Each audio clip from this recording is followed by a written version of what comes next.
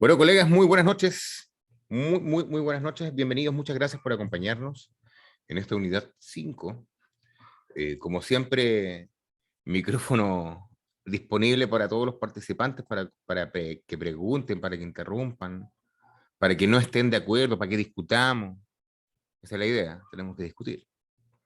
Que discutamos en buena onda.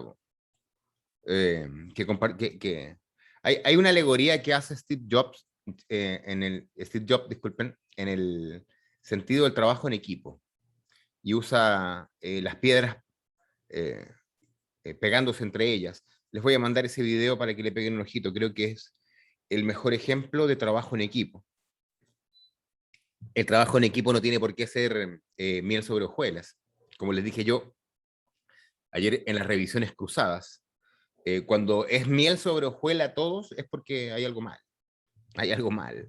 O de pronto todo lo estamos haciendo de manera maravillosa, eh, o falta más sinceridad en el trabajo, más honestidad. Eso. Eh, Estoy proyectando, ¿cierto? Perfecto.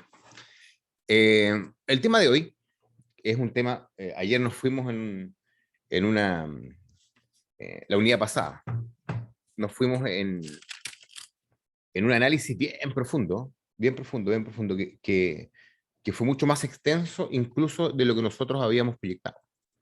Pero mejor esa es la idea. El día de hoy creo que vamos a tener una conversación más compacta, pero no por eso menos intensa. Eh, Primero, vamos a analizar los factores de riesgo a nivel general. Hay un video que les compartí, que es el último video de la Universidad Huele. Eh, bueno, como siempre, instrucciones de seguridad. Le pedimos a las personas que nos acompañan en esta charla lo hagan de manera segura, en un entorno seguro, respetando las condiciones sanitarias, sea cual sea, sean en su lugar. Eh, y bueno, partamos con todo. Mi nombre, Heriberto Moreira, para servirle, no me voy a presentar de nuevo, solamente le voy a decir que soy su colega, ni más ni menos. Lo único que voy a decir en relación a mi presentación es lo siguiente. Es súper importante que cuando nos presentemos frente a un entorno de colegas en investigación de incendios y en cualquier entorno, esto es natural, pero sobre todo en investigación de incendios, seamos muy respetuosos. Y ser respetuoso significa ser humilde. Ser respetuoso significa no entender que no conoces a quien tienes al frente. Eh, y que siempre hay alguien que sabe más que tú. Siempre, en todo sentido. Eso, importante. Recuerde que de pronto una presentación recargada de tu persona naturalmente crea anticuerpos, naturalmente crea una confrontación. Ojo con eso, ¿ya? Evítelo. Ah, si usted es bueno, si usted es excelente, si usted es un Saiyajin, hágase el tonto.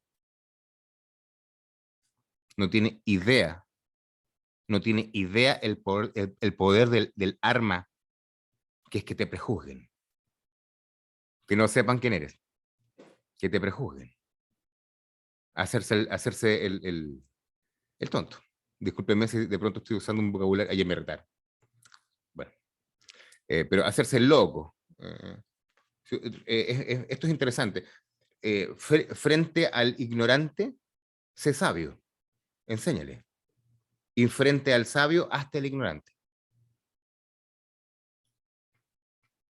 Señores, seguridad en la escena del incendio. Eh, Esta vez vamos a hablar de la tercera pata de la mesa. Eh, de hecho, el día jueves que viene ya tenemos la última clase teórica para pasar al taller final. Así que esta es la penúltima clase teórica. Esta tercera patita de la mesa es súper importante, es transversal. Eh, Seguridad en la escena del incendio. De hecho, así mismo denominamos la clase. Si ustedes se pudieron dar cuenta, hemos realizado una clase que es la distribución de NFPA 1033-2022.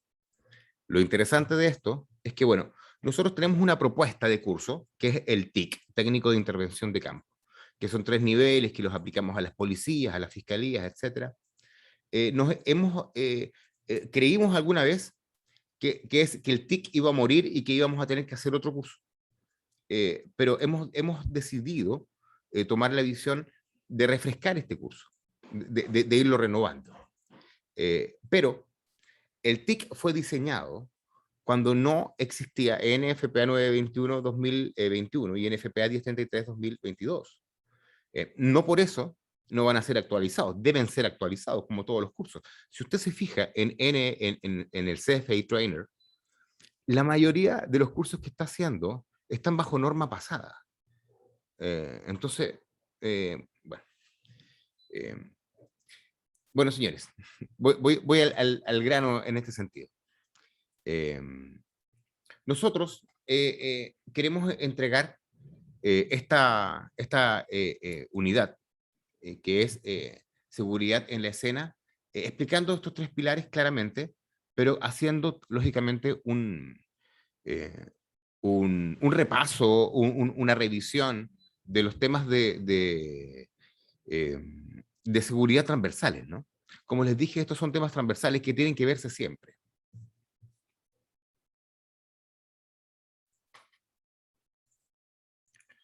Bueno, vamos a empezar por los factores de riesgos.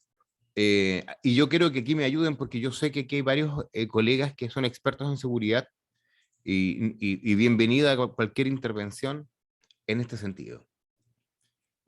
Quiero partir hablando, porque también hay gente que no es bombera acá, hay gente que son peritos, que son doctores en distintas áreas, en los temas legales, etc. Hablando desde el mundo de los bomberos, y quiero ser transversal, quiero tirar una línea desde México a la Patagonia y pasar por toda Latinoamérica. Y voy a ser muy responsable con lo que voy a comentar. Eh, Mi visión personal, según lo que he podido observar y mi vivencia, es que los bomberos, desde México hasta la Patagonia, toda Latinoamérica, no tiene el respeto suficiente a las condiciones de seguridad en el trabajo. Eh, y no porque no quieran, es por temas culturales, es porque trabajamos de manera liviana, recién estamos integrando sistemas de seguridad en bomberos, NFPA 1500, NFPA 1521, que son las normas que tienen que ver con el programa de seguridad por un lado, que es NFPA 1500, y el oficial de seguridad. Nosotros venimos de un mundo rudo, de un mundo donde nos metíamos a los incendios así, sin nada. Así. Y de hecho, cuando recién llegaron los equipos de respiración, el que lo usaba, nosotros lo mirábamos así como que, uy, él necesita equipo, así. Entonces, los más machos no usábamos. Lo que era una estupidez, francamente, era simple y llanamente no tener conciencia del riesgo. Resulta que para tener conciencia del riesgo, tienes que educarte. Eh, lo hemos dicho varias veces durante el desarrollo de este curso. Los ojos no pueden ver lo que la mente no sabe. Entonces, nosotros nunca identificamos como bomberos. Ojo que yo soy yo soy profesional del área de seguridad y cometí los mismos errores bomberos. ¿Sí? No por ser profesional del área me libré de todos esos prejuicios. Eh, bueno, y aquí voy a hacer el enganche con la investigación de incendios, lógicamente. En investigación de incendios es peor, mucho peor, porque los investigadores de incendios, hasta hace unos 5 años atrás, ninguno usábamos respirador, ninguno. De hecho, no había conciencia en relación a cuánto duraba o cuán cancerígeno eran los restos de un incendio, los cenizas. Eh, Lógicamente, después de todo el camino recorrido, tiene mucho sentido, ¿no? Uno se siente de pronto hasta inocente. permisible, poco estricto. Señores, factores de riesgo. El factor de riesgo laboral, ojo, cuando hablo de laboral, cuando, cuando los documentos NFPA hablan de la industria, se refieren a los bomberos, a la investigación de incendios. ¿Ya? No es que yo soy bombero voluntario, nada que ver. No, no, no, no. Está todo incluido.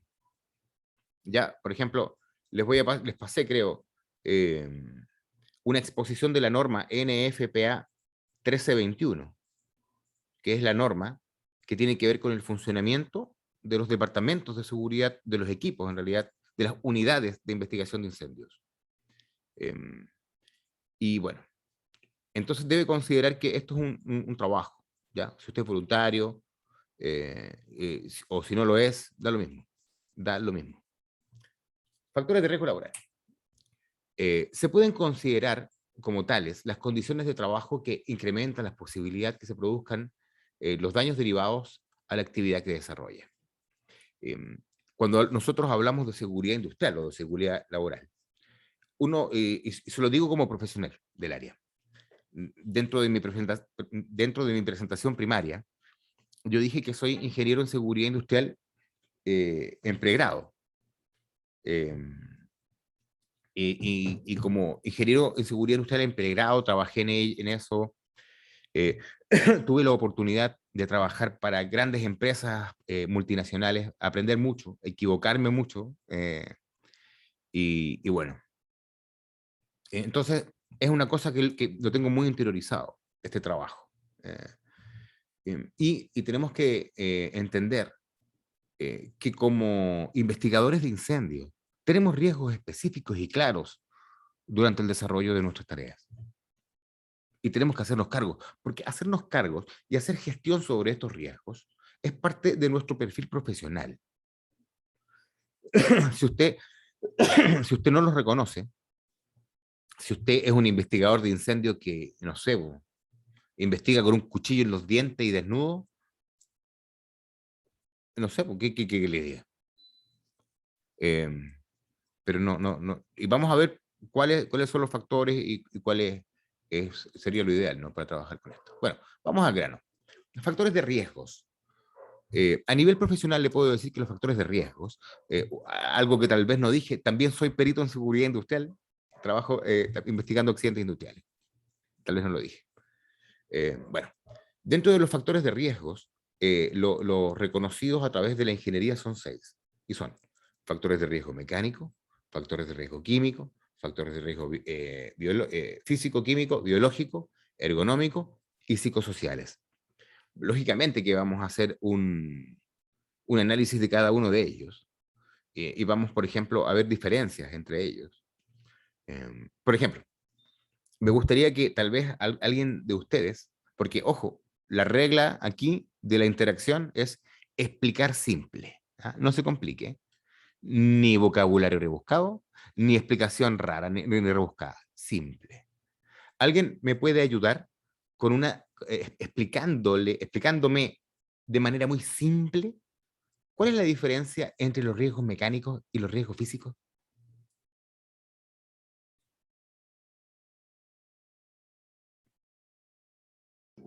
¿Cómo, Heriberto? Estaba preguntando si alguien me puede explicar de manera muy simple cuál es la diferencia entre los riesgos mecánicos y los riesgos físicos. Los riesgos mecánicos están ligados a todo lo que puede ser un golpe, una contusión, una caída a distinto nivel, y los físicos con todo lo que sería energías. Bueno, quiero destacar que Jessica es una profesional del área, entre paréntesis, ¿no? ¿O no, colega? Y también destacar lo siguiente, que muchas veces cuando escuchamos riesgo mecánico, no sé si te ha pasado, Jessica, que cuando uno habla del riesgo mecánico, la gente cree que el riesgo mecánico es una máquina. Sí, muchas veces piensan eso. Entonces, claro, bueno, vamos a ir al grano, y como las reglas aquí son claras, ¿no? Abuelísticamente, clarito. Lo dijo muy bien Jessica. O sea, lo explicó. Y de hecho vamos a ver luego la definición de cada uno de ellos, que creo que es la mejor forma de hacerlo. Por favor, interrumpa, pida la palabra. Si usted quiere ampliar un concepto, encantado. Bueno, riesgos mecánicos. Tal como lo decía, aquí lo voy a definir yo. Los riesgos mecánicos, yo creo que lo definió muy bien Jessica, ¿no? Y tienen que ver con la proyección mecánica, física, de algunos elementos que pueden ser, por ejemplo, vamos a analizar cada uno de ellos, ¿no? Por ejemplo, acá, la primera foto en superior izquierda, vemos un bombero que está sacando un material. Si de pronto saca un material y se golpea por algo, eso sería un riesgo mecánico. Específicamente sería golpeado por. Y esto es un tecnicismo, ¿no? Porque si él se cae o él se mueve para allá, o sea, es un tecnicismo porque no es lo mismo golpeado por que golpeado contra. Golpeado por es que algo venía en movimiento, golpeado contra es porque tú ibas hacia ello. ¿Estamos claros? Yo sé que es medio fino, pero así es. De pronto, llevar un material en las manos te puede hacer que te golpees los dedos. Aquí, por ejemplo, tenemos un señor que está con un combo, mandarria, tiene varios nombres esa herramienta, pegándole un rescatista urbano. Y bueno, al parecer este rescatista urbano no tiene protección. Entonces puede salir proyectado un pedazo de piedra o algo y se le entierra en el ojo aquí. Eso también es un riesgo mecánico. Aquí tenemos un derrumbe. Meterse un clavo, golpearse con un martillo, pegarle un carazo al universo, etcétera. Son riesgos mecánicos. Esto es importante. Caerse a nivel, a desnivel, caerse, no sé cómo te vas a caer para arriba, pero caerte para arriba también sería un riesgo mecánico. Estamos claros. Riesgo mecánico. Ojo, olvídate de una máquina, olvídate, no, que tiene que haber una pieza mecánica. No, no, no. El riesgo mecánico es esto, súper simple. Y como comprenderán, aquí hay un montón de riesgos que están asociados a nosotros. De hecho, aquí está la mayoría de los riesgos. Lo peor de todo, aquí están la mayoría de las lesiones inmediatas, la mayoría de los accidentes. Recuerde que hay dos conceptos que hay que dejar súper en claro. Y me gustaría también tomar eso como pilar. Aquí hay dos conceptos que tenemos que tener claros. Uno es enfermedad profesional y el otro es accidente. La enfermedad profesional se adquiere en el tiempo y te causa una enfermedad profesional. El accidente es de inmediato y ambas te pueden causar invalidez, muerte.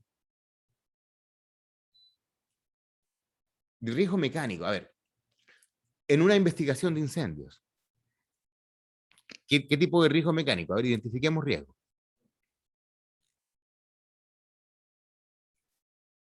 Ojo, no es lo mismo riesgo que peligro. Ya lo vamos a diferenciar también. Pero el riesgo se identifica y el peligro se evalúa.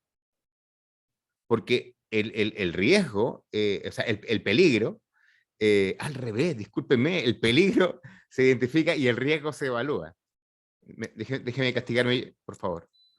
El peligro se identifica y el factor de riesgo es un factor que tiene que ver entre probabilidad y consecuencia. Así es, casi me equivoco y bien feo. Entonces vamos a identificar peligro. No es lo mismo factor de riesgo que el riesgo en sí. ¿Cuál sería un riesgo mecánico? A ver, en una investigación de incendio. ¿Qué nos podría pasar? Un derrumbe, que se caiga algo. Claro, un derrumbe, clavarme un clavo en el pie, de pronto Claro, sacando si algo. está inundado, ¿Perdón? por ejemplo, si está inundado el piso del lugar donde estamos investigando y se generó algún pozo, algún orificio en el techo o en el piso ese, que podemos introducir nuestro pie ahí y fracturarnos Justamente. el tobillo o alguna parte del pie, digamos. Entonces, esto es importante, porque como les dije, los ojos no pueden ver lo que la mente no sabe. Entonces, Aquí estamos echándole, unos recordando, otros puliendo y otros aprendiendo a reconocer. O al menos a clasificar, pues si todos sabemos que lo que es pegarse con un clavo en los dedos, o sea, con un martillo en los dedos, pero clasificarlo, y eso es lo que estamos haciendo ahora. Entonces está claro los riesgos mecánicos. Hay de muchas variedades. Perfecto, perfecto. Riesgo físico. Me gustó mucho una palabra que usó Jessica. Ella dijo que el riesgo físico tenía que ver, el factor de riesgo físico, tenía que ver con las energías. Y así es con las energías. Calor, iluminación, vibración, radiación, vibración, ¿lo dije? Bueno, X. ¿Estamos claros? Todo lo que tiene que ver con las energías. La foto de arriba a la izquierda, donde está el bombero manejando. ¿Cuál es la energía que está involucrada ahí?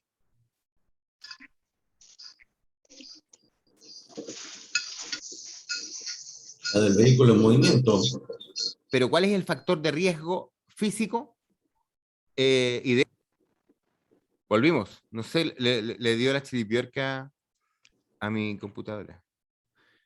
Ya, creo que hubo un bajón de intensidad de internet. Y eso que hemos tomado todos los resguardos. ¿Volvimos?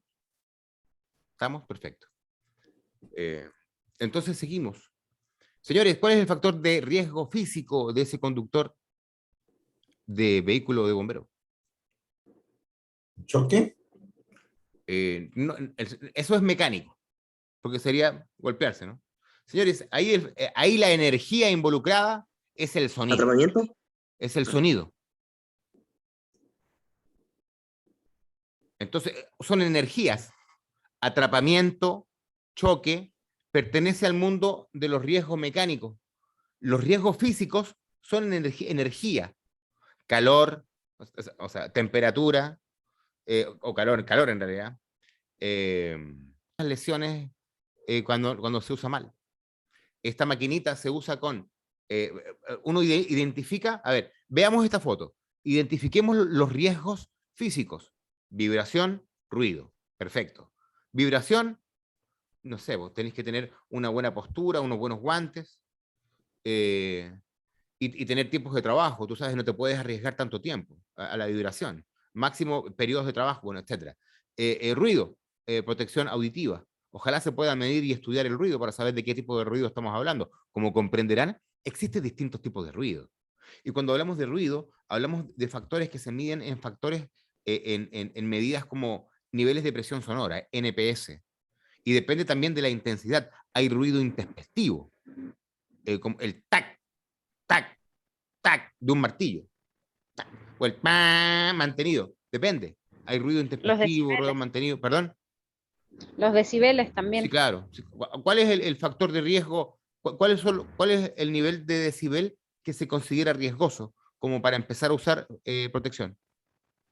Mayor a 85 decibeles. Así es. 85 decibeles es el umbral para ya empezar a protegerse con equipos de protección personal o, idealmente, trabajar con la fuente, ¿no? Que es lo ideal. Señores, los riesgos físicos tienen que ver con las energías. Hablemos de la foto que está abajo y a la izquierda. ¿Cuál es el factor de riesgo? ¿Cuál es la energía que ve ahí que está ahí en cuestionamiento? La iluminación. Sí, la Una apuesta a la iluminación. iluminación. ¿Y el bombero que está arriba a la derecha? El calor. ¿Estamos claros? Son energías, no tiene nada que ver con lo mecánico. Yo sé que se parecen, yo sé que son primos hermanos, pero sí, son Una primos. consulta. La energía eléctrica también entraría acá, ¿no es cierto? Sí, claro, sí, claro. Sí, claro. Es electricidad, claro. Energía, la energía. Así de simple. Bueno, seguimos. Factor de riesgo químico. A ver, antes de seguir, ¿cuál sería un factor de riesgo físico en investigación de incendios?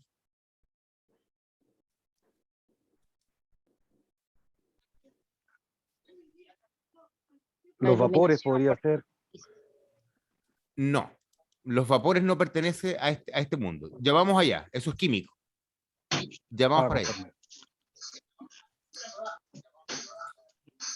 ¿Cuál sería en una investigación de incendios un factor de riesgo físico? Una torcedura. No, eso es una lesión. No. El calor. El calor no debería entrar a una escena caliente, pero el calor. Uno de los mayores riesgos físicos que nos enfrentamos los investigadores de incendio es la iluminación. Generalmente trabajamos con pésima iluminación. Ya no hay ruido, tal vez puede haber una radiación que no estamos percibiendo, pero ¿qué? Siempre en ese mundo de las energías. Ahora saltamos a lo químico. Esto es más fácil de definir y de identificar. Usted me habló de los vapores, y aquí entran ya el mundo de los vapores. Ahora, como comprenderán, no es lo mismo vapor de agua que vapor de un químico. El vapor de agua te va a producir una quemadura, va a producir una lesión. Bueno, las casas de hoy en día son verdaderas ferreterías y usted sabe que... A ver, ¿cuál es el lugar químicamente más peligroso de una casa? La cocina. Sí, claro. Ahí sí. La lavandería. Sí, sí, ahí estamos de acuerdo. La cocina y la lavandería generalmente están cerca o al lado. Y bueno, muchas veces dentro. Y bueno, sí, claro, hay veneno, cloro, hay un montón de cosas que tenemos que tener mucho cuidado. Y lógicamente, nosotros también nos vemos expuestos. Ahora, cuando hablamos de entornos específicos como empresas o procesos productivos riesgosos, eso por naturaleza propia tiene riesgo químico. Pero estamos claros. ¿Alguien me podría dar un ejemplo de un riesgo químico en una investigación de incendio?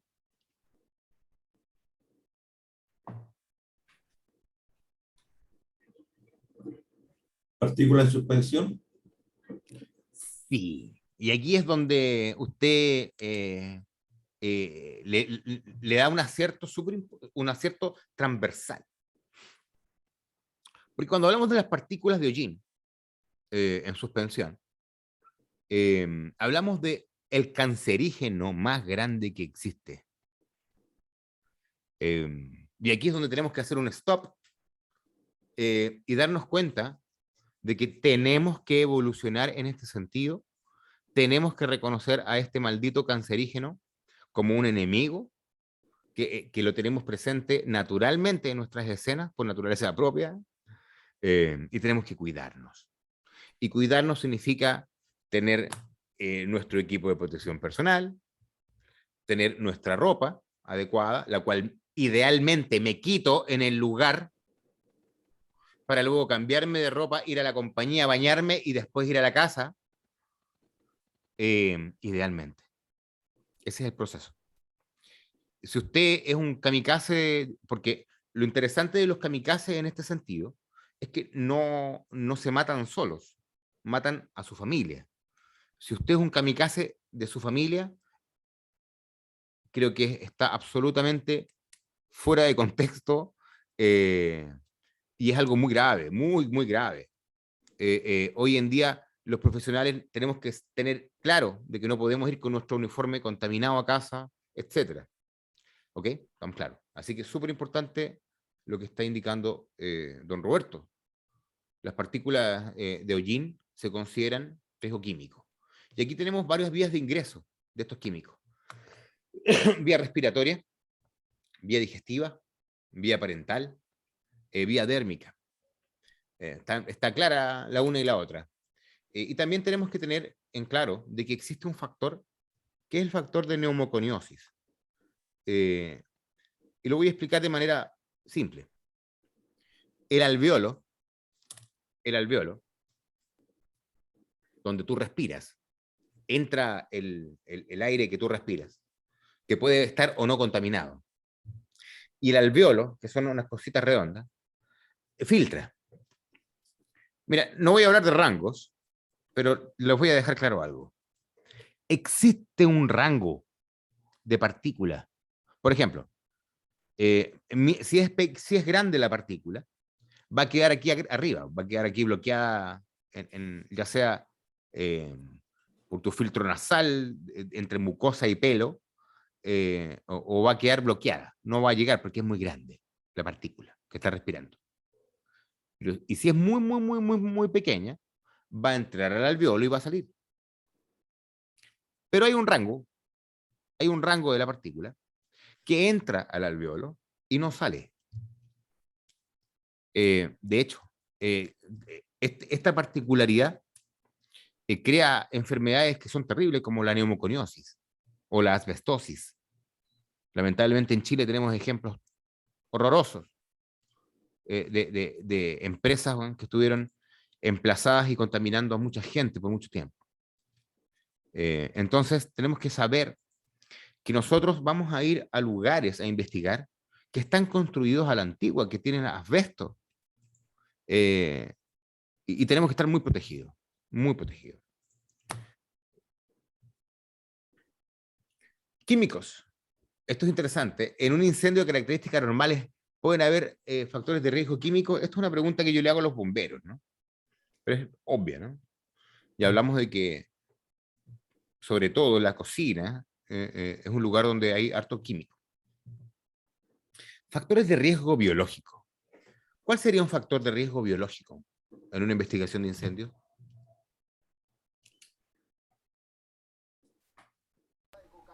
Puede ser un incendio de un laboratorio, de una farmacia, por ejemplo. ¿Podemos encontrarnos con fluidos humanos en el incendio? Cualquier incendio donde hayan cuerpos. Cualquier incendio donde haya animales muertos. Cualquier incendio donde haya basura. Cualquier incendio donde hayan fluidos. Sangre, lo que sea, excremento, lo que sea. Escenas, estamos claros, ¿no?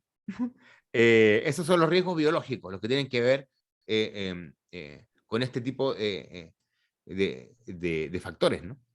En una investigación de incendios, como les dije, desde los cuerpos humanos, nosotros cada vez que tenemos un cuerpo humano en una escena, factor de riesgo biológico de inmediato. Yo, y quiero hacer un mea culpa, yo era un abierto enemigo del Tyvek. Enemigo. Y le hacía la guerra al Tyvek. Ahora, hasta que descubrí varias cosas. Yo no sabía que habían Tyvek tan gruesos. Sí, hay Tyvek bastante gruesos que son anticortes. Y también aprendí otra cosa. Muchas veces el Tyvek, alguien no sabe lo que es el Tyvek. Para el que no sepa lo voy a explicar. El Tyvek es el típico uniforme blanco que usa la policía, como un Teletubby blanco, que llega así los peritos. ¿Han visto que llegan los peritos con un... Bueno, imagínense un Teletubby albino y flaco. Eso es un Tyvek. Es un traje que es un entero, que tiene un gorrito, que lo usan los peritos. Regularmente dice policía, aquí atrás, perito. Entonces, yo era un enemigo del Tyvek. Y los gringos también, ¿eh? Yo estaba medio agringado en ese sentido. Y después entendí, porque en realidad me lo explicaron mis compañeros policías, después entendí que el Tyvek no solamente sirve para proteger al perito, sino que también sirve para proteger la escena del perito, de contaminaciones, etc. Y bueno, la tecnología ha avanzado, se ha visto la necesidad específica, y ahora hay Tyvek que son mucho más gruesos, que prestan una protección mayor. Y esto es importante, porque sea cual sea el uniforme que tengamos, lo importante es que ojalá sea desechable y ojalá sea fácilmente lavable, ¿cachai? Que es como lo ideal, ¿no? Ya que los uniformes tradicionales que usamos para investigar guardan mucho hollín por todos lados. Y recuerde, el hollín está pululando en la escena hasta 6 días después del incendio. Pero basta que usted llegue al día 8 y levante una tabla así y todo el hollín de nuevo para arriba. Así que mucho ojo, mucho ojo. Ojalá tengamos sistemas de respiración, ojalá pongamos ventilación activa, son alternativas para enfrentar este tipo de contaminantes. Riesgo ergonómico, ¿cuál sería un factor? ¿Alguien me puede ayudar con un ejemplo de riesgo ergonómico en una investigación de incendio? Cuando levantamos manera de- algún peso, cuando movemos algo y lo hacemos de mala manera. La manera de agacharse y recoger la evidencia.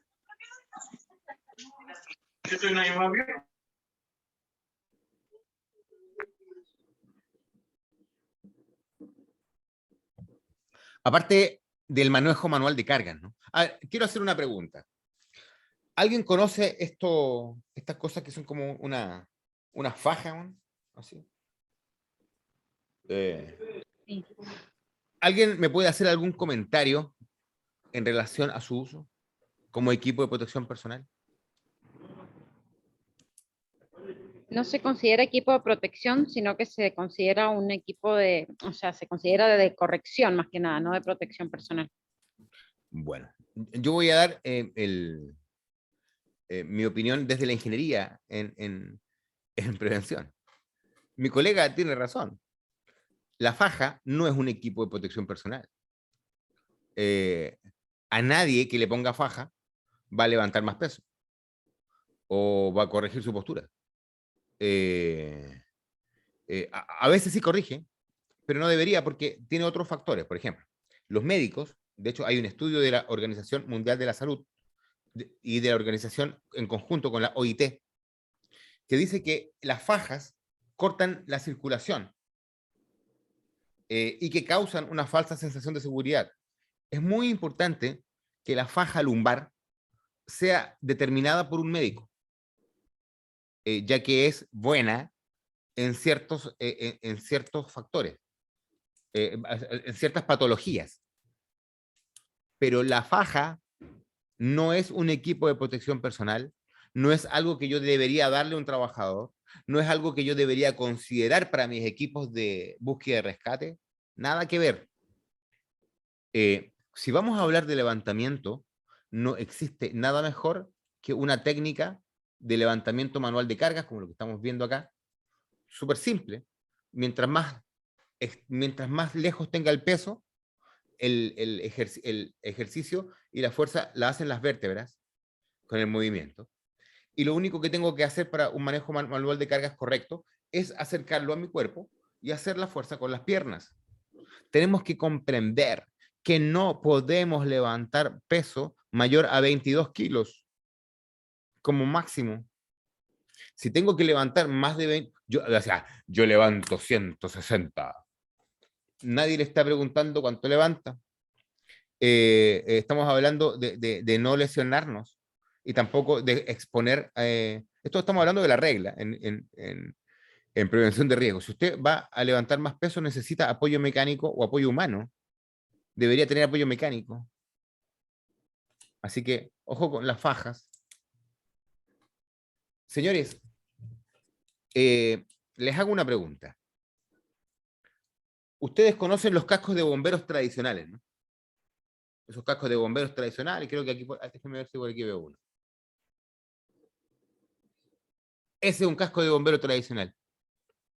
El que está aquí arriba, a la derecha. Les hago una pregunta. ¿Cómo ven ese casco para investigar incendios? Pesado. Pesado, ¿no? Y es súper simple. Incómodo. Es incómodo, es pesado. Se ve bonito y usted va a parecer, se va a parecer a Robert De Niro en las sombra ahí, si usted vio Backdraft, igualito se va a ver, igualito. Pero hay un problema. Ese casco está diseñado para un nivel de protección distinto. Está diseñado para enfrentarse al fuego. Nosotros no nos enfrentamos al fuego en este nivel. Entonces tenemos que comprender que ergonómicamente debemos usar un casco adecuado. Señores, ¿qué es ergonomía? La ergonomía es la adaptación del trabajo al hombre y no del hombre al trabajo. Eso es la definición de ergonomía. ¿Qué quiere decir esto? Que yo no tengo que adaptarme a un casco incómodo. El casco, debo buscar el casco más cómodo, porque lo voy a usar tiempo, porque lo voy a usar por harto rato.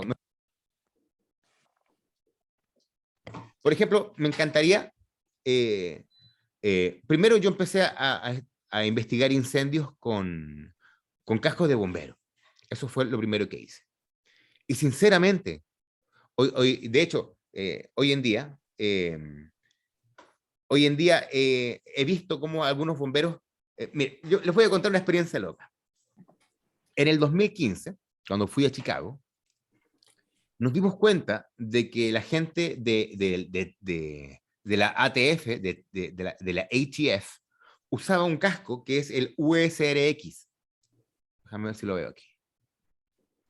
El USRX es un casco chiquitito, como el que tiene el rojo aquí el compañero, como este. Pero es más cortito. Es más cortito. Entonces, se ve bonito, es azul, y todos los empezaron a comprar. Así como que si el casco iba a investigar por ello. Nadie se preguntó si el casco era incómodo, porque es un casco lindo, bonito, pero incómodo, porque está hecho para rescate, no para investigar incendios. Yo voy al grano, yo quiero mostrarles lo que yo uso hoy en día. Hoy en día yo uso esto. Es un casco de ala ancha, generalmente con un montaje para GoPro.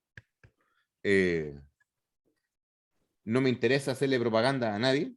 Si no me equivoco, es un 3M o un... Ah, no, aquí está. Es 3M. Es 3M. Pero da lo mismo porque yo he visto... Aquí está súper grande 3M. Entonces, yo creo que este casco es muy cómodo.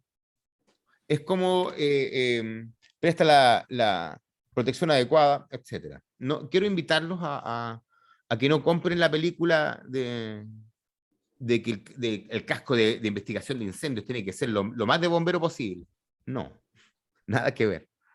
De hecho, cuando usted ve a un investigador que está usando un casco muy pesado para investigar, es porque regularmente estamos hablando de una persona que está comenzando o que está improvisando. Seguimos. Esto ya lo vimos. Aquí, por ejemplo, unos... Señores, riesgo psicosocial. Voy a exponerlo de inmediato. Riesgo psicosocial. Imagínese, voy a dar un ejemplo raro. Imagínese que usted está en una unidad de investigación de incendios y su compañero, son 4 investigadores, y un compañero suyo, el día de ayer, descubrió que lo engañaba a su mujer. Descubrió que una infidelidad. O puede ser otra cosa. Descubrió que su hijo está muy enfermo. Tuvo una pérdida familiar, etc. No quiero encasillarme en ningún ejemplo en específico. Les pregunto, una persona que está mentalmente ida, ¿sirve en un equipo de investigación? ¿No será peligroso? Para empezar, puede tener hasta pensamientos suicidas, como simple y llanamente deprimirse mucho, etcétera, ¿no? Bueno, no lo vas a tener mentalmente en tu trabajo. Y esto es importante, darse cuenta cuál es el estado mental de tu gente.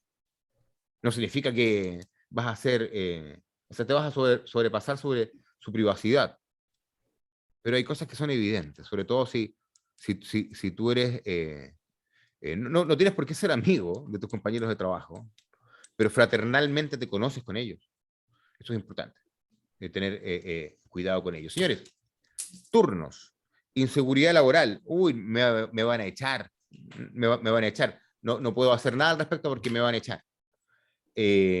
Horas de descanso, tiempo familiar. Esto es importante cada vez, y esto se los voy a decir fuerte y claro, cada vez que te quieras quedar más tiempo en tu trabajo, porque los bomberos, en tu trabajo, cada vez que te quedas quedar más tiempo del que te pagan para producir, recuerda que le estás robando tiempo a tu familia. Eso, téngalo claro. Y si usted lo asume, estupendo, no hay problema. Pero tenga la cara de cuando vuelva a ver a su familia, entérate que le robaste tiempo. Y por último, si le vas a robar tiempo, lo puedes invertir no solamente en trabajar, sino que en otras cosas. Mal clima laboral. Siempre es horrible trabajar cuando hay un mal clima laboral. Siempre es horrible trabajar cuando un grupito está dividido y está el que está con el jefe, el que está en contra. Horrible, horrible. Pasa mucho en las compañías de bomberos. Desprecio laboral, lógicamente, ¿no? Malas condiciones de seguridad. Esto es importante. El hecho de que no te cuiden significa que hay malas condiciones de seguridad. Y eso implica directamente en tu bienestar psicológico. Porque te puede pasar algo. ¿Por qué no te cuidan? ¿Qué pasa? Y respeto. El respeto creo que se grafica mucho en escuchar a la gente. Lógicamente siempre escucharlo, tener altura de miras para poder discutir varios temas, etcétera, ¿no? Lo tradicional. Pero también hablamos de respeto para arriba y para abajo, o sea, en toda la línea de mando. Y influir respeto en tu grupo de trabajo implica escuchar con respeto. Escuchar con el cuerpo, no escuchar así. A ver, ¿qué quiere? A ver, cuénteme, ¿qué quiere? No, olvídate. Escuchar, prestar atención. Y no solamente escuchar, sino que interiorizar, aplicar. No son escuchados. Ahí está el respeto y no son escuchados. Entrenan y no se aplica. Señores, reglas. Muchas veces los investigadores de incendios nos presionan por el tiempo. Oye, ya, pues, apúrate con la investigación. Exposición a sustancias químicas y contaminantes. Tipos de efectos de la exposición. Vamos a hablar...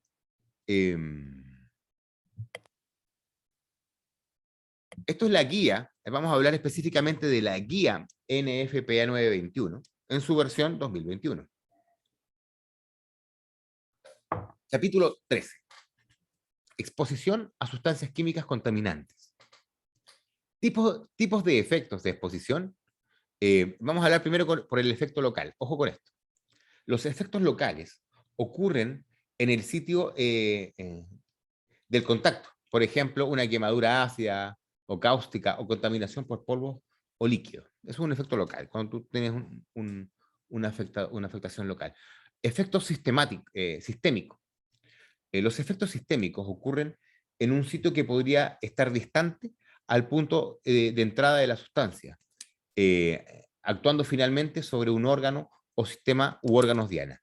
¿Qué es un órgano diana? Un órgano diana es un órgano del cuerpo en el que los expertos, tanto médicos como de ingeniería, tratamos de identificar si tienes alguna alteración. Ejemplo. Ojo, voy a dar un ejemplo. Imagínate que tú tienes exposición al benceno y el benceno se acumula en sangre.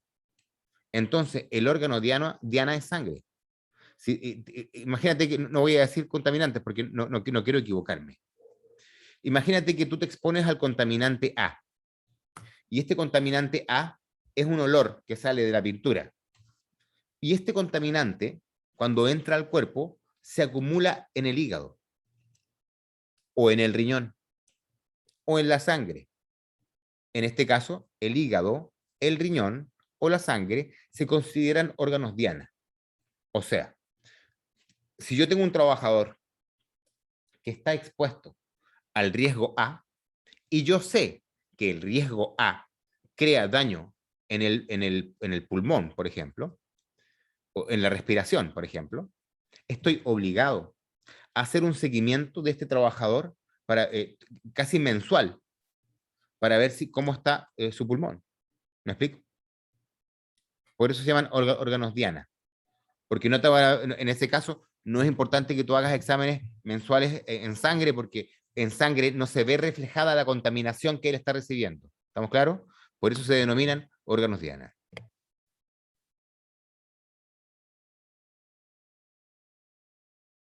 Exposición a sustancias químicas y contaminantes.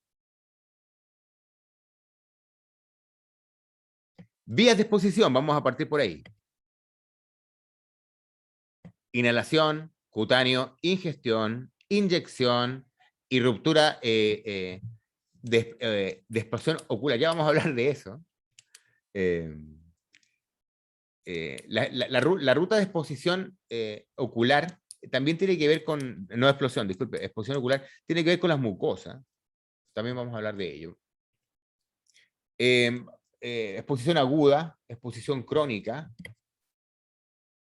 Bueno, más que hablarlo, me gustaría hacer una, porque en realidad lo hablamos hace un momento, ¿no?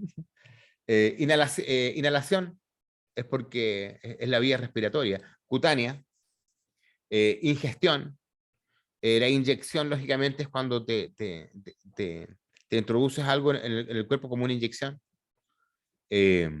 Ruptura, ruta de exposición ocular o mucosa, también las puedes tener a altura de la nariz, alrededor de la boca, donde hay mucosa.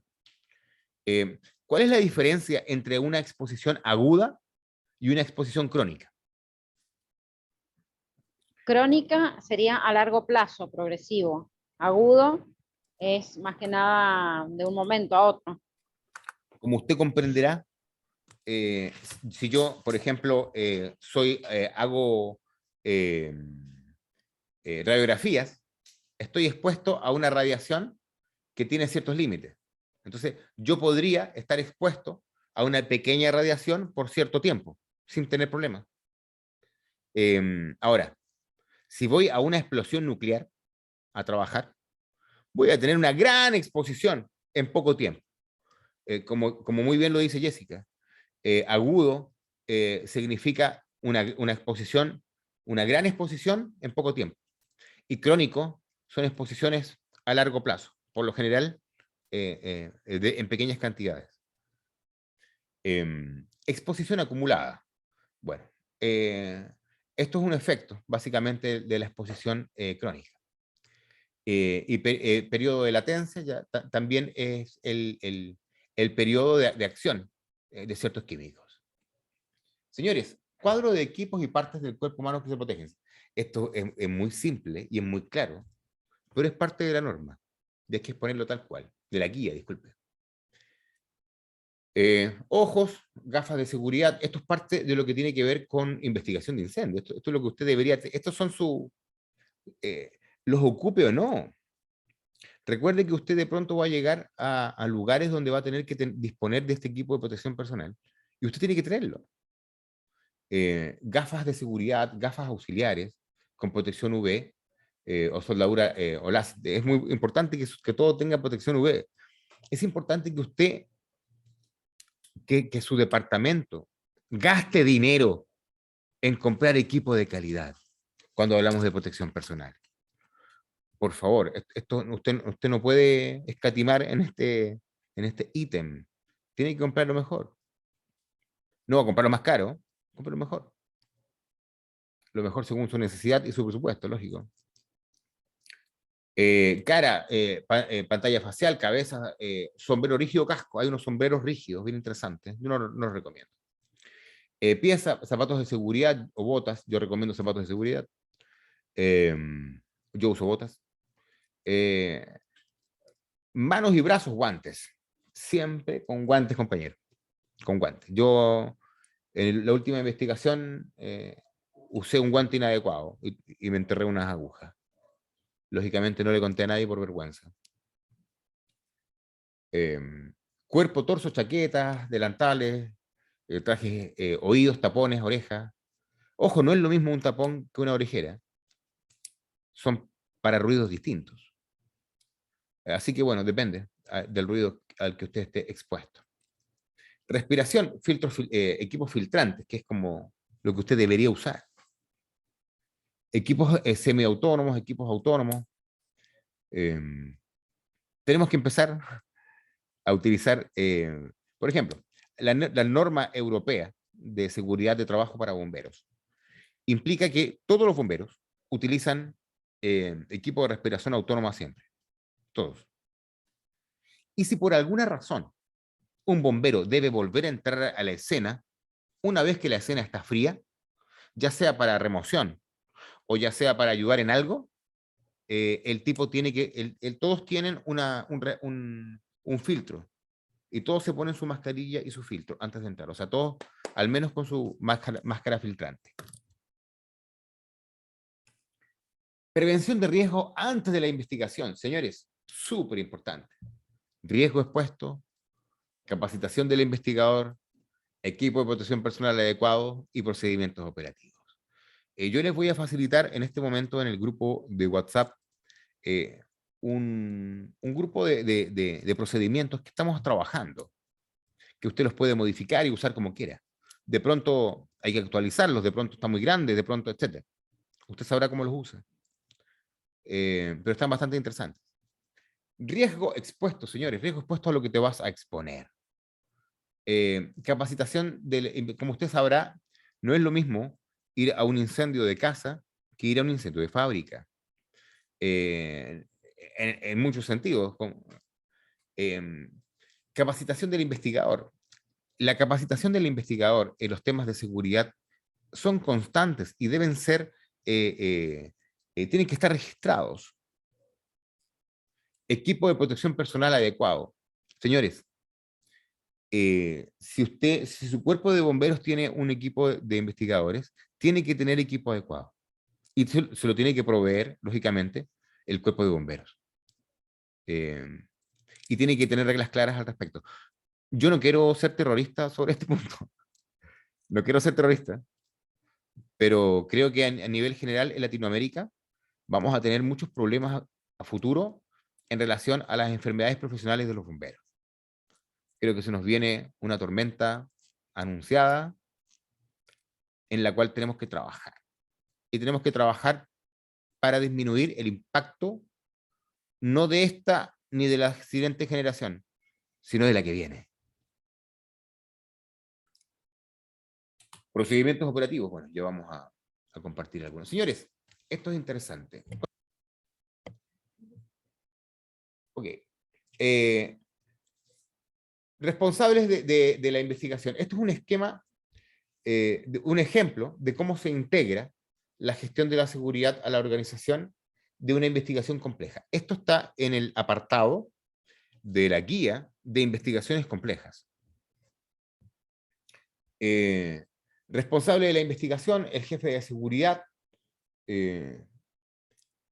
Aquí hay dos jefes de seguridad, ¿no? Que tiene que ver uno con la... Ojo que estamos hablando de una investigación, no un incendio. Está el responsable de la investigación, el jefe de seguridad, la información legal, portavoz, oficial de enlace, que eso no vamos a hablar ahora. Pero si seguimos la rama de las operaciones, está el responsable en campo, ¿no? Y dentro del equipo de responsable en campo están las personas que están encargadas. Por ejemplo, cuando hablamos de una gran investigación, se divide en 5 equipos: seguridad e higiene, pruebas, causa y origen, retirada de escombros y seguridad. Muchos de ellos trabajan en conjunto, pero tienen responsabilidades distintas. Entonces, seguridad usted lo va a poder ver en ambos extremos, pero en seguridad e higiene tiene seguridad del escenario, abastecimientos de equipos de seguridad y suministros, formación de seguridad cuando haya que hacer algún tipo de capacitación específica, y auditorías de seguridad. Tips de seguridad, señores. Con esto ya estamos entrando en tierra derecha. Yo los voy a exponer al menos como para empezar desde acá. Porque luego vamos a ver un tema que es análisis de seguridad del trabajo, que es un documento que es muy importante y creo que es un documento que todos los equipos de investigación de incendios debemos manejar. Ya voy a ver por qué. Tip de seguridad: no investigue solo. Ya, eso es antiguo. No investigues solo. Si tienes que hacerlo por alguna razón, toma precauciones, repórtate. Crea un grupo de WhatsApp y dile, me voy a investigar solo. Me voy a reportar cada 15 minutos. Aquí estoy, estas son mis ubicaciones, etc. Recuerde que usted es un ser humano. ¿Y por qué le digo esto? Porque he escuchado más de una ocasión, de hecho yo también lo he hecho, que nos comemos el incendio, entre comillas, lo vamos a trabajar en el incendio. Y luego vamos al carro, nos quitamos el uniforme de bombero y entramos a investigarlo. Así de patriota. Y uno, recuerde algo, el investigador de incendio tiene que estar clever, ¿ah? Atento a todo. No te puedes dar el lujo de estar cansado, agotado. ¿Cómo se te ocurre que no vas a tener tu 100%? Si tú eres bueno, si tú eres un buen investigador, si te dan a optar entre ser 50% o menos de lo que eres, o venir al otro día al 100, tienes que optar por el 100.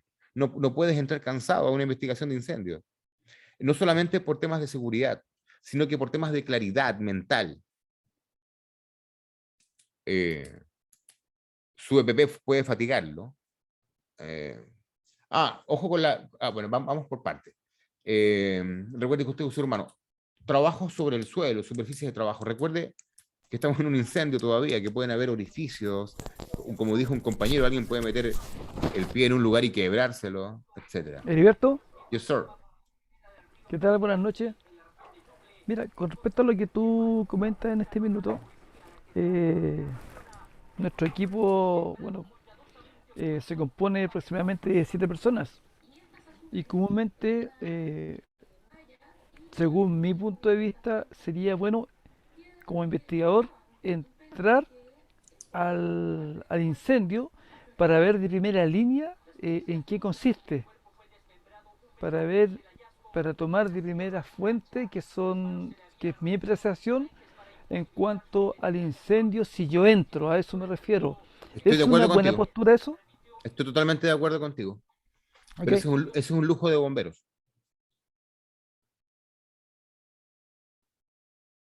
Ese es un lujo de los Ok, bomberos.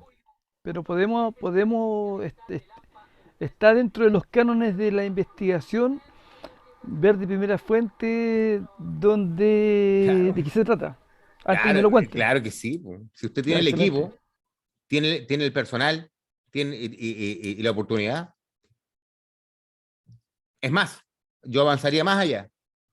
Si la policía tuviese equipos de bomberos, el entrenamiento adecuado, ellos podrían entrar también a hacer investigación en conjunto con nosotros. ¿Por qué no? Si existe la oportunidad, si las condiciones, si el comando de incidente lógicamente lo permite. Pero para que lo permita, primero tiene que saber que tú estás entrenado, que sabes lo que vas a hacer, que tienes el equipo adecuado, y que legalmente es viable, ¿no? Pero técnicamente, claro que lo es. Pero insisto, es un lujo de bomberos. Bueno, su EPP, no trabajes al lado de máquinas en movimiento. Perdona, Heriberto, disculpa. Adelante. Yo creo que lo que se refiere, bueno, yo estoy en contra, por ejemplo, de que el investigador sea el circo chamorro, o sea, que maneje el carro, que después entre a pitonear y que después haga la investigación. A mí no, eso no corresponde. Bueno, es que estamos en un entorno donde somos medio circo chamorro a veces. Pero no debería ser, pues el investigador No. es investigador. Ahora la pregunta yo la consideré desde este punto, porque a mí me pasó muchas veces. Yo cuando era investigador en el Cuerpo Bombero de Conchalí, Huechuraba, yo muchas veces llegué a incendios donde había ya harta gente, el incendio estaba bien grande. Yo generalmente hacía lo mismo. Me iba a la máquina mía, al B2, me subía al techo y trataba de hacer un dibujo de lo que estaba pasando o de poner las intensidades de calor. Luego me ponía mi uniforme de bomberos y trataba de hacer la investigación en el sitio. Trataba de ver el avance en el lugar, para luego cortar, entre comillas, el lugar de investigación para cuando estuviese fría la escena. Y eso es un aporte. No tiene nada de malo. Pero yo me dedicaba a investigar. Lo que sí es contraproducente es que usted pague y después investigue. Claro, Porque va a estar cansado, a eso me refiero básicamente. yo. A eso Claro. me refiero yo. Sí, perfecto. Bueno, esto es importante. Su equipo de protección personal no te puede cansar, ya lo conversamos. Siempre recupérate fuera del riesgo. Este bombero que que tomaba agua ahí con todo cochino negro, eso no existe ya. Ya eso es una locura. Ya, si usted está cansado, vaya, recupérese, límpiese, si quiere alimentarse, si quiere hidratarse, se limpia, se va, pero no, pero ojo con eso, que no es recomendable comer ni tomar alimentos en lugar de la escena o cerca, o cochino, o contaminado. Cuide al máximo su aseo, sobre todo cuando ingiere alimentos, lo que estamos conversando, seguridad para los transeúntes. Recuerde que de pronto llegamos a una escena, ¿no? Empezamos a remover cosas, que hay un pedazo de techo, ¿no? Le cayó una señora, ¿no? ¿Qué iba pasando? Veamos seguridad para los transeúntes, limitemos los lugares donde pueden caer cosas, por si acaso, pongámonos en esa situación. Situación de supresión, que es lo que estaba hablando recién el compañero, y lo que yo acabo de decir, que son situaciones con fuego activo. Kit de primeros auxilios y relación de números de emergencia. ¿Cuántos de ustedes tienen kit de primeros auxilios como parte del equipo de investigación? A veces algo muy chiquito que no lo hemos pensado. Tal vez pedimos una ambulancia. Señal de aviso de emergencia. Siempre tenemos que tener una alarma o una forma de pedir ayuda. Análisis de seguridad en el trabajo. Señores, esta foto es una de las fotos primeras que yo hice en Guayaquil, en una investigación. Como comprenderá, estamos hablando de una toma, como podemos tener en Chile en cualquier lugar. En cualquier lugar. Y de hecho en cualquier lugar de Sudamérica. Material ligero, aquí tienes 4 casas que se fueron. Aquí hay una venganza de narcotraficantes y mueren 3 niños en este incendio. Bueno, análisis de seguridad del trabajo, denominado también como análisis de riesgo del trabajo. Tiene muchos nombres. Por ejemplo, cuando usted va a trabajar a una empresa, a cualquier empresa, y usted es un contratista, a usted le hacen llenar un formato. Y en este formato, usted tiene que poner las actividades que va a desarrollar y también los riesgos asociados por cada actividad. Y esto es un formato que se utiliza en cualquier empresa. Este es el formato que está presentado en la guía NFPA 921 y es el formato de la NAFI. Esta entidad es muy, de hecho, es casi tan antigua como la IAAI. Son casi igual de antiguas, tal vez esta sea un poco moderna, no importa. Es muy seria, tan seria que los formatos están incluidos dentro de la guía. Y bueno, yo al menos soy miembro de esta asociación y también tengo una certificación de esta asociación. Los invito a revisarla, que está bastante interesante. Aquí usted pone el tipo de peligro según la actividad que va a realizar. Lo puede separar en este tipo de separación que han hecho ellos, en realidad separando el riesgo eléctrico. Y luego poner el riesgo si es alto, bajo, o si es alto, high, medio o bajo.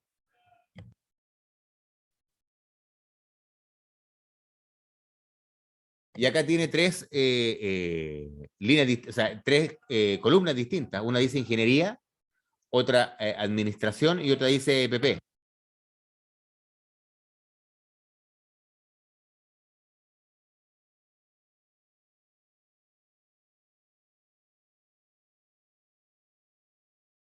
Súper simple. ¿Cuál es la diferencia entre la metodología de control de ingeniería, de administración y EPP? Y esto tiene que ver con los 4T. Lo voy a explicar de la siguiente manera. Las 4T considera otra metodología de control que es la transferencia. Las 4T significa lo siguiente.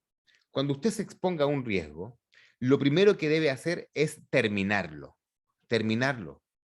Si no puede terminarlo, debe tratarlo. Si no puede tratarlo, debe transferirlo. Y finalmente, tolerarlo. ¿De qué se trata esto? ¿Cuál es un control de ingeniería frente al riesgo? Un control de ingeniería, por ejemplo, frente al riesgo del ruido, es poner una cabina imagínense un generador que hace mucho ruido. Usted le puede poner una cabina que sea acústica para disminuir el sonido. Esto se considera un control de ingeniería. Un control administrativo, por ejemplo, que la gente no entre a ese lugar porque haya ruido. Y cuando hablamos de EPP, hablamos de la última línea de control. Hablamos de la última barrera ante el riesgo. Por eso que el equipo de protección personal es tan importante. Por eso es que tenemos que ser muy serios con este punto. Y por eso es que vamos también a presentar un formato para hacer evaluación de riesgo simple, desde el DET Lautaro Internacional, porque realmente creemos que es un muy buen formato, pero no está adaptado para nosotros. Y ese es el desafío que tenemos para los siguientes 2 meses, que es sacar ese formato y entregarlo al DET Lautaro para que lo pueda masificar. ¿Cuál es la idea? La idea es que todos los equipos de investigación de incendios, cuando lleguen a un incendio, lo primero que tengan que llenar es la evaluación de riesgos del incendio. Si tengo el equipo correspondiente, esa evaluación de riesgo te va a decir 2 cosas. Si es viable la investigación o no, y cuál es el equipo de protección personal y los procedimientos adecuados específicos para tu investigación. Elaborar una EST. Señores, esta es la forma en la que se elabora este documento, que es básicamente seleccionar el trabajo, dividir el trabajo en etapas, identificar los riesgos por etapas y determinar las medidas preventivas. Acá un ejemplo. Imagínense que vamos a hablar de cambiar una rueda. Vamos a dividirlo en etapas, ¿no? Primero abrir la maleta, luego sacar la herramienta, luego poner la gata. No sea tan minucioso, sea, divida en tareas. Y bueno, cada tarea tiene asociado un riesgo. Y cada riesgo tiene también una forma de evitarlo. Básicamente, esta es la forma, ¿no? Las etapas, la identificación de riesgo y luego las medidas preventivas por cada riesgo. Nosotros queremos hacer un formato simple para que nuestros investigadores tengan claro, al menos, a qué se exponen. Ya, aquí, por ejemplo, vamos a explicarlo de manera más clara.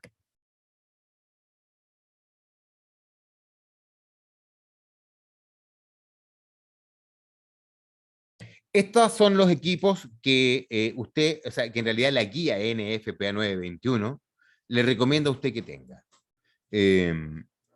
A mí me da mucha gracia de pronto que los equipos de investigación crean, o sea, que tengan la creencia de que tienen que invertir mucho en dinero para tener herramientas para investigar incendios. Y no es verdad. Eso no es verdad. Por favor, mire por favor las herramientas y los equipos recomendados. Agua. ¿Para qué agua? El agua se usa también para poner arriba de los materiales como la madera, para ver tornasol cuando tengo líquido combustible. Alicates, cortalambres. Yo uso un alicate que corta y aprieta. Baterías, bramante, brochas, brújulas, cámaras de películas, cinta de medir, copas de poliestireno, cuerdas, destornilladores, detector de hidrocarburos, detector de metales, es importante. El detector de metales, bueno, es algo que, o sea, más que detector de metales, yo tenía un imán. Ah, no, el imán, aquí está el número 20. Detector de metales, sí lo podrías tener, ¿no? Una escalera, una escoba, foco, hacha pequeña. Don Juan, por favor, adelante. Muy buenas noches, Heriberto. Buenas noches para todos. Dentro de lo que usted menciona de los testores, mi consulta es la siguiente y se la quería hace tiempo hacer y justo me la volvió a recordar. ¿Qué opina usted de que los departamentos tengan dentro de su equipo de investigación un detector de trazas. Sabemos lo que comentamos ayer, que investigaciones son los encargados de levantar los sitios del suceso, pero hay veces lo hemos encontrado con llamados que han sido provocados y han usado algún tipo de acelerante, y al tener un medidor de traza me permite saber si es que hubo algún agente acelerante y el llamar a fiscal, llamar a la OCAR, etcétera. ¿Qué piensa usted de que los departamentos cuenten con este tipo de elementos? Gracias. Me parece espectacular. Un detector de trazas es como una nariz. Un detector de trazas es como un perro detector de hidrocarburos. ¿Qué significa esto?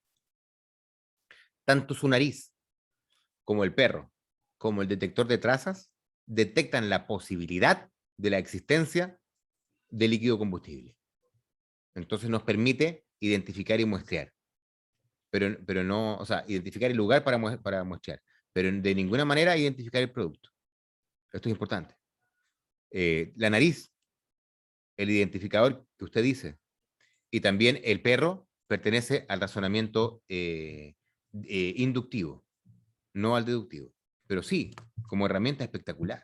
No, si yo creo que, por ejemplo, aquí faltan un montón de herramientas que yo uso regularmente.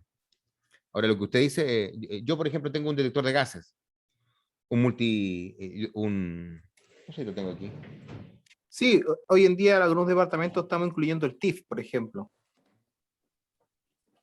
Y claro, yo insisto, yo uso un multigas, aunque el TIF sí sirve, y el multigas también sirve. Recuerde que el multigas detecta explosividad. Pero sí, es una muy buena herramienta. Indicador de profundidad, ojo que aquí hay algunos problemas de traducción. Por ejemplo, bramante en realidad es una escoba, una escobita. Aquí los invito a que revisemos la traducción. Yo me comprometo a enviar esta lista completa bien traducida. Indicador de profundidad, jabón, magnetófono, martillo, material absorbente. O sea, son cosas bastante simples. Simples. Equipo de protección personal, señores. El equipo de protección personal debe incluir lo siguiente. Botas o zapatos de seguridad, casco o gorra dura, equipo de respiración de tipo correspondiente a la exposición. Mínimo un respirador filtrante, mínimo. Ideal un respirador completo, como los que están usando los médicos ahora para el COVID. Lo interesante es que al parecer van a haber hartos de esos respiradores en un tiempo más disponibles. Y eso es bueno porque van a bajar de precio. Lo ideal es que usted use una full face. Lo ideal. Full face es una máscara que lo cubre por completo la cara. Gafas, guantes, anteojos protectores, linterna, monoprotector. Yo prefiero el completo. Equipo de protección personal. Es frecuente encontrar trabajos en los cuales los riesgos no son fáciles ni económicos de eliminar o de neutralizar, pero aún así se debe realizar el trabajo. Como última instancia debemos recurrir a la protección personal, que evite el intercambio de la energía con el cuerpo. Esto es básicamente la definición de equipo de protección personal que hemos llevado desde el principio. Desde el principio le dije que el equipo de protección personal es la última barrera al riesgo. El equipo de protección personal es la forma de decirle a la persona que fracasamos cuando intentamos eliminar el riesgo. Fracasamos cuando intentamos minimizar el riesgo. Entonces, como ya no podemos más, ni eliminarlo, ni minimizarlo, ahora tenemos que protegerlo a él. El equipo de protección personal del investigador de incendios. Los equipos de protección personal constituyen uno de los más básicos, de los conceptos más básicos en cuanto a la seguridad, tal cual lo hemos indicado hasta ahora. Y son necesarios cuando los peligros no han podido ser eliminados, tal como lo expliqué. Como por ejemplo, controles de ingeniería. Las emergencias que atienden las unidades de bomberos son un claro ejemplo donde los riesgos no pueden ser controlados ni eliminados por completo. Como comprenderán, los bomberos trabajamos con el riesgo. Así que no podemos eliminarlo. Es como que si usted le diga, es como que si un policía le diga a su jefe que él cree que el riesgo de exponerse a la Hola, Lola delincuencia Mandala. es Vamos, Lola, intolerable. ven. Lola Mandala, mira muy Mandala. Okay. Requisitos de un equipo de protección personal, señores. Tiene tiene que prestar confort, tiene que ser cómodo. No debe restringir los movimientos del investigador. Deben ser durables, de mantenimiento simple. Debe ser diseñado y elaborado en relación a los requerimientos normativos de cada país. Es importante cumplir la norma nacional. Debe ser socializado. Yo no puedo ir a imponerle un equipo de protección personal a un grupo de personas si es que no lo probaron antes, si es que no lo socialicé. Riesgos especiales, actos criminales, actos de terrorismo, dispositivos secundarios, residuos químicos, laboratorios de droga, son ejemplos de lugares y espacios que nos presentan riesgos muy específicos. Hay que tener mucho cuidado en los actos criminales, en un acto de terrorismo. Tenemos experiencia de que cuando hay un artefacto explosivo, por lo general vamos a encontrar un segundo o un tercero. Recuerde que esta onda de poner un segundo artefacto explosivo fue popularizado por el IRA irlandés, Ejército de Revolución Irlandés, algo así. Dispositivos secundarios, residuos químicos. Me ha tocado ir a incendios en Ecuador que son no son laboratorios, son fábricas de explosivos. Laboratorios de drogas también he ido. Señores, con esta revisión hemos querido hablar de estos tres pilares que nos presenta esta norma NFPA 1033. Bueno, y ahora entramos a la guía.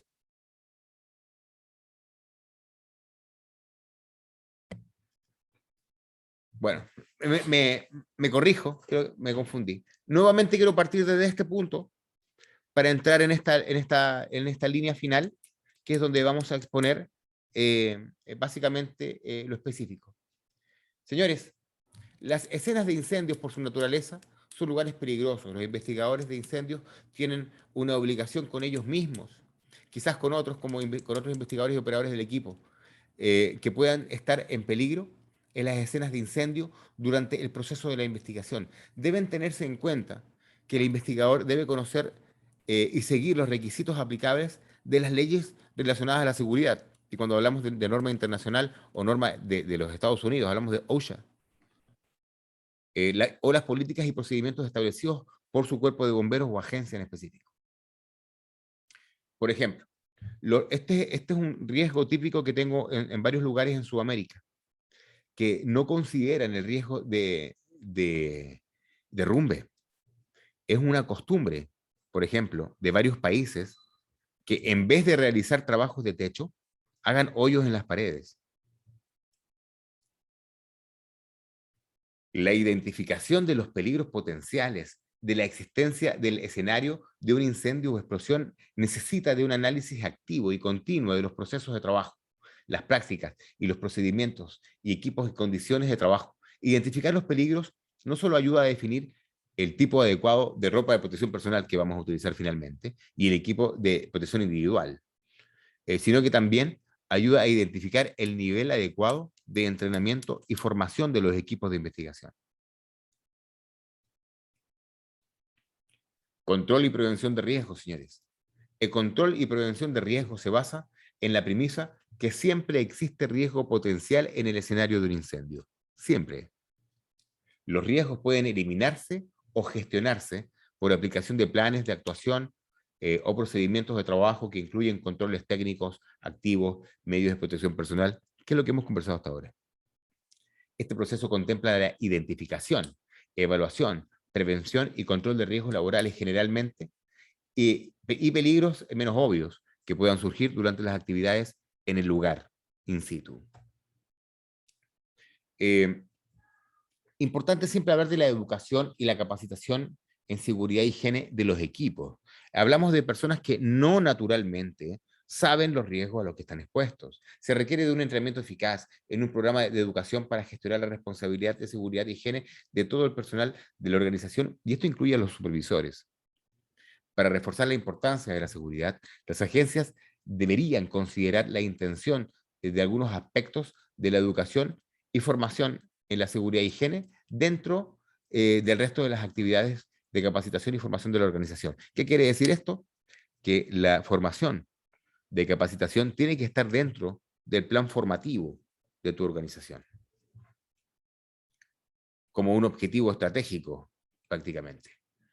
Y bueno, aquí vamos a hablar del compromiso a largo plazo, que tiene que ver de la dirección, ¿no? La dirección que toma compromisos como políticas, básicamente, en los programas de seguridad. También les dejo esto como parte de su formación autónoma, lo que tiene que ver con la integración de NFPA 1500. Esta es la parte que, bueno, esto me gustaría también destacarlo, ¿no? Que es investigar solo. Los exámenes de la escena de incendio no deben realizarse solos. Deben estar presentes como mínimo 2 personas. Todo trabajo de riesgo se hace como mínimo de 2 personas. Desde trabajo en altura, trabajo en espacio confinado, todos los trabajos de riesgo se hacen como mínimo de 2 personas. Bueno, creo que esto también va a ser parte de su lectura, de su formación autónoma. Es muy sensato lo que está diciendo, es lo que hemos discutido hasta ahora, básicamente, es más de lo que hemos discutido hasta ahora. Señores, fatiga del investigador. Vamos por hablar de la seguridad general, ¿no? Primero, este factor que es investigar solo. Después, fatiga del investigador. Recuerde que usted no es un héroe. Recuerde que tiene que descansar. Recuerde que cuando está cansado, si decide hacer una investigación, no es un héroe, es un irresponsable, porque no le va a prestar el 100% de atención. Trabajo por encima del nivel de suelo, trabajo junto a maquinaria en movimiento, seguridad para los transeúntes, recuerde, estado de supresión, ya lo conversamos, el kit de primeros auxilios y la señal de aviso de emergencia. Aquí estamos repasando los puntos que ya vimos. Riesgo de la escena de un incendio, incluso en los casos que el investigador crea que la estructura es estable, siempre debe tener cuidado. Este es un factor súper importante porque siempre tenemos que estar con la guardia arriba, siempre tenemos que estar esperando y evaluando el riesgo, que puede cambiar. Las actividades de calor y o supresión pueden hacer que los componentes estructurales de un edificio fallen, se debiliten, se distorsionen, se fundan. Riesgo biológico, riesgo mecánico, riesgo misceláneo. Básicamente es lo que ya hemos visto hasta ahora. Aquí tenemos, por ejemplo, el incendio de un camión de basura, naturalmente nos representa este tipo de riesgo. Riesgos radiológicos que podemos encontrar en un hospital, por ejemplo. Controlar riesgo. Tras determinar el nivel de riesgo, este nivel debe compararse con un criterio de referencia, aceptado o inadecuado. Y esto, lógicamente, tenemos tablas, etc. Tenemos matrices. En algunos casos, los reguladores de OSHA han establecido que los criterios de aceptación para controlar un riesgo, el investigador puede utilizar varias metodologías que incluyen control de riesgos de ingeniería, controles administrativos o la selección finalmente de un equipo de protección personal. Recuerde que el equipo de protección personal es la última barrera. Señores, antes de terminar, selección y uso adecuado del equipo de protección personal. El uso del equipo de protección personal es considerado como la medida de control menos efectiva. Es la más ordinaria de todas las medidas de seguridad. No obstante, debido a que las condiciones pueden encontrarse en un investigador, voy a repetir, no obstante, debido a las condiciones que puede encontrarse un investigador mientras dure su trabajo en la escena de un fuego, los equipos de protección personal pueden ser un mecanismo de control apropiado. Se deberá tener mucho cuidado a la hora de determinar los riesgos existentes para asegurarse que el equipo de protección personal elegido sea el adecuado y de que el entrenamiento del usuario sea suficientemente también adecuado para poder usarlo de manera efectiva.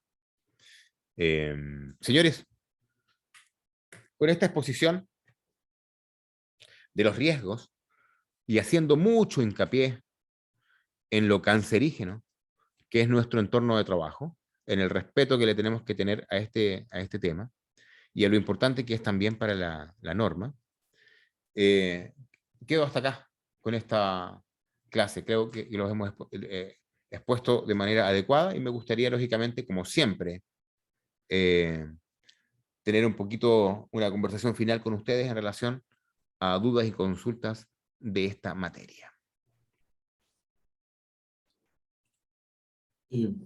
Permiso, Heriberto. Uh-huh. Sí, bueno, sabemos que en varios lugares, por ejemplo, más en Estados Unidos, o otros países industrializados, sabemos que, por ejemplo, los carros bomba tienen hasta como un sistema de un mapeo de cuáles son las industrias y qué presentan las industrias, ¿cierto? O sea, qué tipo de elementos tienen almacenados, ¿ya? Pero sabemos que acá en Chile a veces no se tiene la información cuando uno está en incendio, qué es lo que había, ¿verdad? Entonces, me recuerdo que nos entramos en un incendio, era una casa, y en la casa habían almacenado muchos motores. Entonces, claro, teníamos todo este aceite, los vehículos, y que a veces también una vez fuimos a un incendio de productos químicos, y que son productos que quedan en suspensión, ¿verdad? Y que en algunos casos son un polvillo, pero son inodoros. Entonces la gente dice no pasa nada. Entonces creo que también sería importante andar con una pequeña pistola, un detector de gases, de otras sustancias, ¿eh? Como parte también de esto del equipo, porque claro, pasa el incendio, pero estas partículas, suspensión, no tanto hollín, y otras más, uno dice, no, estamos tranquilos. Entonces también hay que tener ese cuidado. Y bueno, y hoy en día también todo lo que es la parte biológica, que es lo que se encuentra, o una industria farmacéutica, un incendio, ¿qué es lo que había?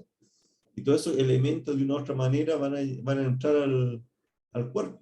Entonces, tener siempre eso, preguntarse qué había como registrado y qué cosas a lo mejor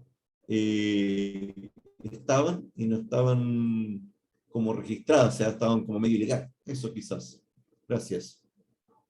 Estoy absolutamente de acuerdo contigo. También me ha tocado ir a lugares bastante tétricos. Y te sorprenderías. Bueno, la gente se sorprende con lo que de pronto tú te encuentras, ¿no? Aquí me ha tocado hacer inspecciones en lugares en empresas que no sabía que existían, que tienen prácticamente 2 o 3 canchas de fútbol llenas de tambores de misterio. Entonces, mal. Estoy completamente de acuerdo con tus palabras. ¿Alguna persona que quiera hacer un comentario, palabra, pregunta, consulta, crítica, lo que sea? Bienvenido. Sí, por acá, Claudio de nuevo, Heriberto, buenas noches a todos. Claudio. Tiempo atrás tuvimos una emergencia, tal vez 3 años atrás, de una barraca de madera. Pablo y Juan se deben acordar. Y el señor estaba muy preocupado de una caja fuerte que aparentemente tenía joyas, tenía que sido elementos de gran valor. Y no, pues la caja fuerte era un tarro con 25 kilos de cianuro. Y el incendio fueron bastante grandes. Entonces, justamente como lo que dice Roberto, lo que tú comentas, Heriberto, en la investigación, bueno, obviamente los comandantes, los OVAC, ¿cierto?, de la emergencia, antes de mandar al departamento técnico, ¿cierto? Se resguardan y dan ellos la autorización de entrada cuando se está el incendio ya con las 6-7 ya terminado. Pero también eso también tenemos que tener bastante cuidado en ese tema y esperar la autorización de los oficiales a cargo para poder entrar. Eso es más o menos lo que quería comentar yo con respecto a los materiales. A la vez también, bueno, hay otro tema con el GTO, que GTO tiene un mapeo de los ONEMI en cuanto a los materiales peligrosos que puedan tener las industrias en las ciudades.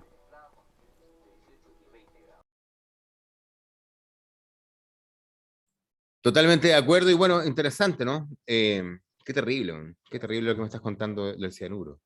Qué responsabilidad. Nosotros acá en Ecuador tuvimos un accidente grave con un bombero fallecido hace algunos años atrás, porque en una ferretería en Cuenca, la persona tenía una bodega llena de piedras de carburo.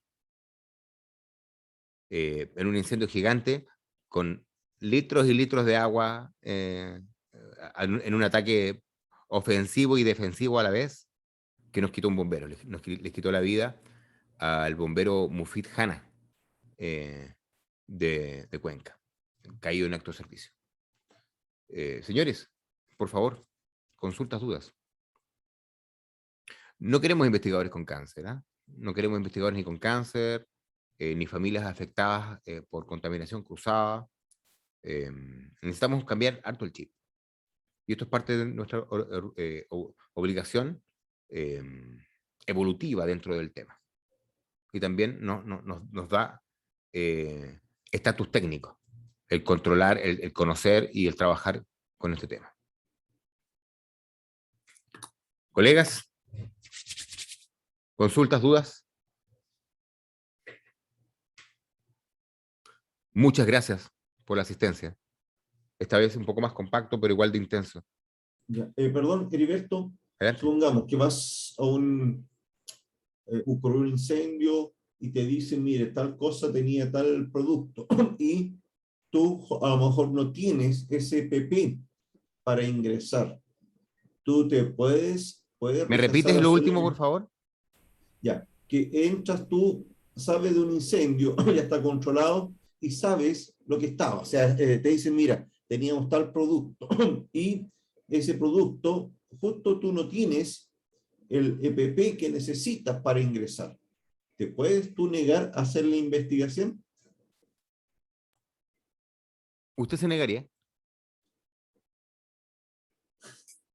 Si es por la salud de uno diría, no entro, sea el riesgo primero.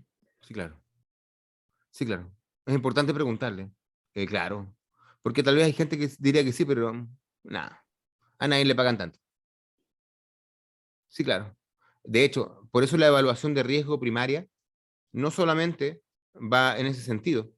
La evaluación de riesgo primaria podría indicar que la estructura no permite una investigación de incendio. Y no se entra. Tan, tan. Hasta ahí nomás llegamos.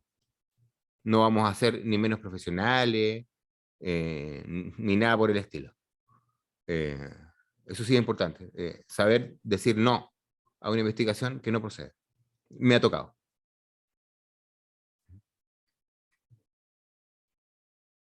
Colegas, de nuevo, por favor, cualquier consulta, aporte, bienvenido. Bueno, buenas noches, Yorana Coruba Tatoa. Creo que en términos de equipamiento, volvemos a una máxima que se ocupa en la economía, que es las necesidades son muchas y los recursos son escasos. Es un tema, no cuesta tener equipamiento, si bien es cierto contamos con equipos para poder intervenir en una emergencia, no contamos con todo el equipamiento para poder hacer la investigación. Y son recursos que cuesta obtener. Eso, una intervención pequeña. Ahora nos vamos a un pequeño incendio que salió por ahí. Estupendo. Solamente decir, ojo con eso. Basta una buena mascarilla, basta un buen equipo, Sí. y que no es tan caro. Vamos a con un eso. incendio Don forestal Nelson, de pastizales. que le vaya Y excelente. yo estoy, perdón, Que le vaya excelente, cuídese. ahora hermano van a indicar, yo estaba en un curso, así que estoy cortando la línea. Colegas, muchas gracias a todos. Hemos tenido una linda clase. Les agradezco su tiempo, su buena onda. Don Claudio, ¿quiere decir algo? No, me está preparando para despedirme. Ya, compañeros, reina el silencio.